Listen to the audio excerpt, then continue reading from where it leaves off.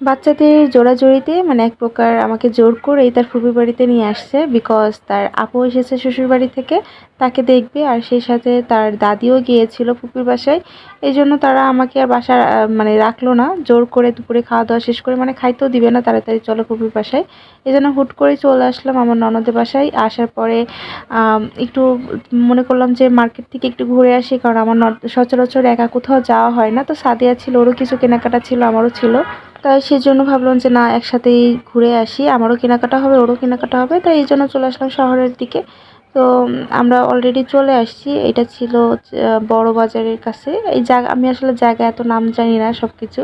তো এটা হচ্ছে পুলিশ প্লাজার যে একটা মেলা হয় না, এটা সারিয়ারি কিছুদিন আগেও আসছিল ওর কাকু আর কাকির সাথে। তো বলছিলাম এখানে একটা মেলা হয়, তো ভাবলাম যে বৈশাখ তো চলে এই সরি বসন্ত তো চলে আসছে, তাহলে একটু মেলাও ঘুরে আসি। বাট এই মেলাটা কিন্তু সারা বছরই থাকে, যেটা আমার সাদিয়া বললো আমাকে যে মামি মেলা এটা সারা বছরই থাকে। তো ব্যাপার না, মেলাটা ঘুরে দেখা হলো। তো ফার্স্টে ঢুকে এখানে একটা চুড়ির দোকান মানে কসমেটিক্সের অনেক দোকান দেখলাম। তো চুড়িগুলো এত বেশি সুন্দর ছিল, আমি লোভ সামলাতে না পারি এক সেট চুড়ি নিয়েছিলাম। আর এই চুড়িটাও আমার বেশ ভালো লাগছিল, বাট হাতের সাইজ নাই। সাধু এখানে চুড়ি দেখতেছিল, বিকজ ওর রেগুলার ইউজের জন্য একটু চুড়ি দরকার ছিল, বাট সাইজ হচ্ছিল না। পরবর্তীতে ওই চুড়িটা নিল। আর আমি যেটা নিয়েছি সেটা আসলে দেখানো হয় নাই, অনেক বেশি সুন্দর ছিল। প্রাইস নিয়েছে 650 টাকা। তো ব্যাপার না, আমরা পরে আর একটু ঘোরাঘুরি করলাম, মেহেদি নিয়েছিলাম, আরও টুকটাক অনেক কিছুই নিয়েছি। সেটা আসলে আমি আর ক্লিপ নেওয়া হয়নি। এখানে দেখলাম অনেক অনেক সুন্দর সুন্দর স্টল বসে আছে, অনেক কিছু ছিল। এর পাশে এখানে একটা শিশু পার্ক ছিল, শিশু পার্কটাও দেখলাম, বাট মানুষজন ছিল না, যেন উঠি নাই। তো এখন সামনের দিকে যাচ্ছি যে আর কি কি দেখা যায়। তো সাদিয়া নিবে ওর হাজবেন্ডের জন্য ঘড়ি, তো সেইটা দোকানটাই খুঁজছিলাম যখন থেকে ঘড়ি নিবে ও। তো ঘুরতে ঘুরতে ঘড়ির দোকান পেয়ে গিয়েছি। আর এই দোকানের ঘড়িগুলো এত বেশি সুন্দর ছিল, অনেক সুন্দর, আমার তো খুব ভালো লাগছে। এই ঘড়িটা অনেক বেশি সুন্দর ছিল। পরে আরেকটাও ছিল এই ব্ল্যাকটা। তো প্রত্যেকটা ঘড়ি অনেক সুন্দর ছিল। প্রাইস ছিল চাচ্ছিল 1400 1500 এরকম করে প্রাইস চাচ্ছিল। তো সাদিয়া বললো যে আমি তাহলে আরেকটু দেখি।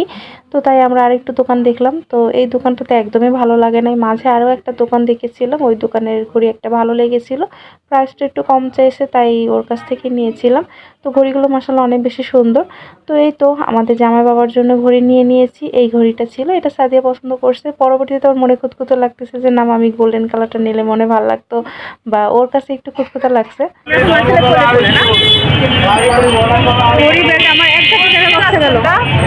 আমি এখানে আসলে সানজি ছাড়িয়াকে বকাবকি করছি যে তোমরা আজকে মার্কেটে নিয়ে এসে আমাকে তো পুরো কুপাই দিছো, দুই ভাই বেল্ট নিছে, ঘড়ি নিছে, আরও কত কি, আমি তো পুরো মানে শেষ। আমি বলছি আমার অনেকগুলো টাকা নষ্ট করলাম। তো যাই হোক বাইরে চলে আসছি, সন্ধ্যা প্রায় হয়ে গেল। এখানে দেখি কত সুন্দর সুন্দর ফুলগুলো দেখতে বেশ ভালো লাগে, বিকজ বসন্ত চলে আসতেছে। তো এরপর আমরা একটু কিছু খাওয়া দাওয়া করবো। তো এই যে সিটি প্লাজা নামে এই শপিং মলটাতে আমি কখনো আসি নাই। তো সারিয়ার বসে আমি এখানে চলো, এখানে অনেক সুন্দর। ওরা সবসময় কাকুর সাথে এসে এই রেস্টুরেন্টে খেয়ে যায়। তো আমরা একটু ঘুরে ঘুরে দেখলাম কেমন, মার্কেটটা দেখি কি কি পাওয়া যায়, পরবর্তীতে আসলে অবশ্যই নেওয়া হবে, এই জন্য দেখে গেলাম, কারণ আমি তো কখনো আসিনি এই সাইডটা। তো আমি সবগুলো ঘুরে ঘুরে দেখতেছিলাম যে কোথায় কি পাওয়া যায়। এরপরে যাব এখন দুইতলাতে যাওয়ার পরে ওখানে দেখি মেয়েদের সব কালেকশন, বোরখা, দেন 3 পিস, শাড়ি এটসেট্রা অনেক কিছু আছে। তো আমার দেখতে বেশ ভালো লাগছিল, অনেক সুন্দর সুন্দর কালেকশন ছিল। স্পেশালি গাউনগুলো দেখতে বেশ ভালো, বাট প্রাইস প্রাইসের দাম হচ্ছে 8000 9000, বুঝছেন এরকম দাম। বিকজ সামনে ঈদ, তো দাম তো হবেই। তো যাই হোক সামনে ঈদ, দাম তো বাড়বে, এটা স্বাভাবিক বিষয়। আর এরপর আমরা ঘুরতে ঘুরতে সেই রেস্টুরেন্টটা পেয়ে যাই, বাট রেস্টুরেন্টটা এখন ঢুকবো না, আমরা আরেকটু ঘুরবো, কোথায় কি আছে একটু দেখে নিই। তো আমরা ঘুরতেছিলাম আর এখানে দেখি সুন্দর সুন্দর ড্রেস। এই যে এই ড্রেসটা হচ্ছে আনারকলি লেহেঙ্গা টাইপের ছিল, লেহেঙ্গা না সরি সারারা টাইপের ছিল। আর সামনে একটা হোয়াইট ড্রেস আছে, এটা সাদিয়ার অনেক বেশি পছন্দ হয়েছে। পরে বললাম আমি আমাকে একটা এরকম বানাই দিবেন, তো আমি বললাম ঠিক আছে। এরপরে ঘুরতে ঘুরতে আমরা ফাইনালি রেস্টুরেন্টে চলে আসলাম। রেস্টুরেন্টের নামটা কি আমি ভুলে গেছি, আর ভিডিওতেও ভালোভাবে ক্যাপচার হয় নাই। তো ভিতরে চলে আসলাম, এটা অ্যাজ ইউজুয়াল যেরকম হয় সেই রকমই, এতটা আহামরি না, তারপরও ঠিক আছে, ব্যাপার না। তো এখানে আমরা এখন মেনু দেখছিলাম যে কি কি পাওয়া যায়। তো এখানে দেখলাম যে বার্গার হ্যানত্যান এসব আছে, তো সেগুলো অর্ডার করলাম 4টা বার্গার। আর এই সাথে সানজিতের ঘড়ি কিনেছিলাম, সেটা একটু চেক করতেছিলাম এখন টাইমটা, বাট পরে এসে দেখি যে সানজিতের ঘড়িটা নষ্ট, বাটনগুলো নষ্ট। তো সামিলকে অনেক বকাবকি করছি যে তুমি ওখানে ঠিক করতে দাও না, এখন দেখো নষ্টটা পড়লো।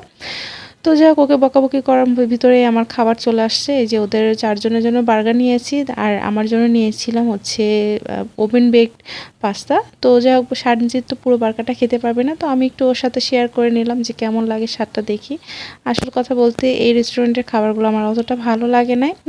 আমি নর্মালি যেই পার্ক ফ্যান্টাসিতে যাইতাম ওখানের খাবারটা অনেক বেশি মজার। তো এখানে কি করব, চলে আসছি, সারার বলছে এখানে চলো, এখানে মজা হ্যান ত্যান, তাই এখানেই আসলাম।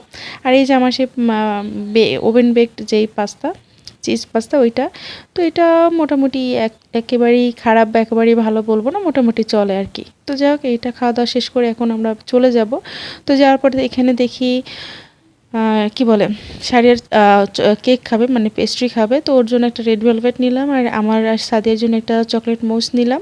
তো এই দুইটা মোটামুটি ভালোই প্রাইস ছিল। তারপর ঠিক আছে, শাড়ি খেতে চাইছে তাই আমরা অর্ডার করে নিয়ে নিলাম। তো এই আমরা বাইরে এসে খাওয়া দাওয়া করছি, কারণ ভিতরে অনেক বেশি মানুষ এবং গ্যাদারিং ছিল, তাই ভিতরে আর বসলাম না। তো খাইতে খাইতে এখন আমরা বাসার দিকে রওনা দিয়ে দেবো, আর বেশি ঘুরবো না, অনেক রাত হয়ে গেছে।